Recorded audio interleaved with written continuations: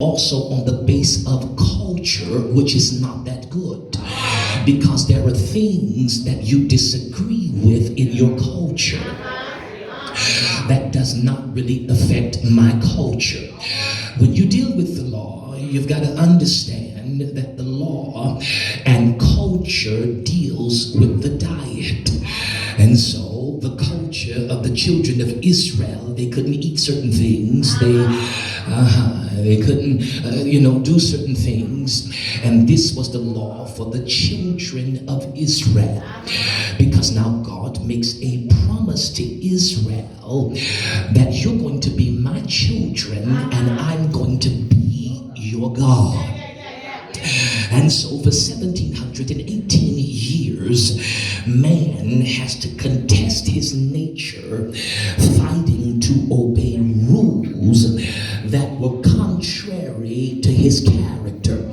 He could not obey because he was born into sin and shapen in iniquity.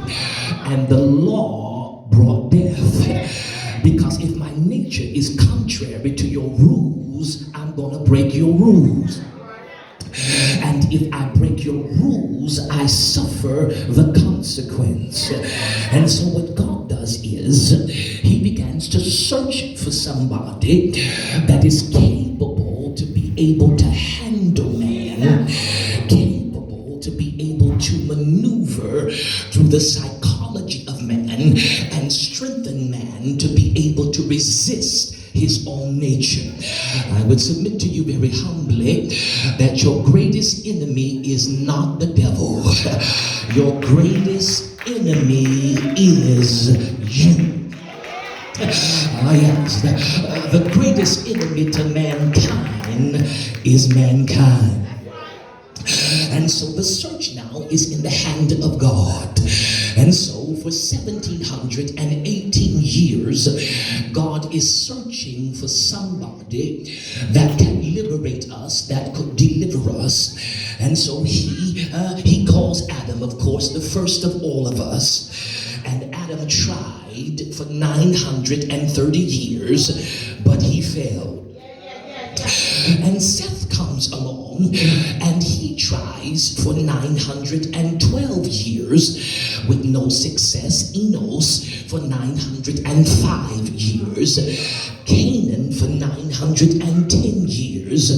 Mahalalel for 895 years.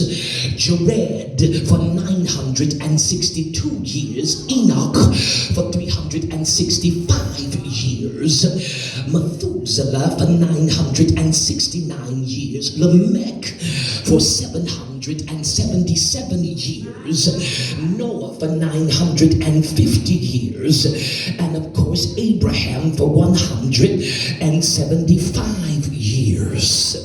Combined, that was a total of 8,750 years where man's genetic pool was infested by sin. Oh God, I feel it coming. The mess is now growing in the man. He has become worse in his present state than he was in the beginning. He is totally out of the will of God. Sin has captured his nature, and in capturing his nature, it perverts his thinking. And in perverting his thinking, he becomes an object that now looks at God and says, I want to serve you, but I don't have the ability to will it. I don't want to do what I'm doing. But saying no is difficult. I know it's wrong. It's kind of like hurt me some more. I don't want to go this way.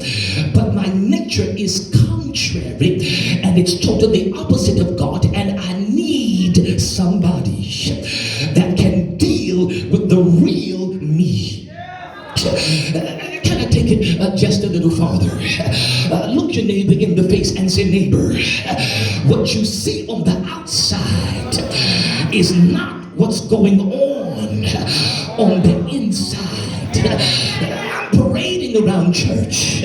You see me dancing and shouting, but in the dark, there's a brokenness in me that I've got to hide from you because you can't understand it. And I'll tell you, I'm blessed and highly favored when I see you. But the truth is, on my way to church, I was on the verge of backsliding and throwing up my hands. But I can't tell you the truth.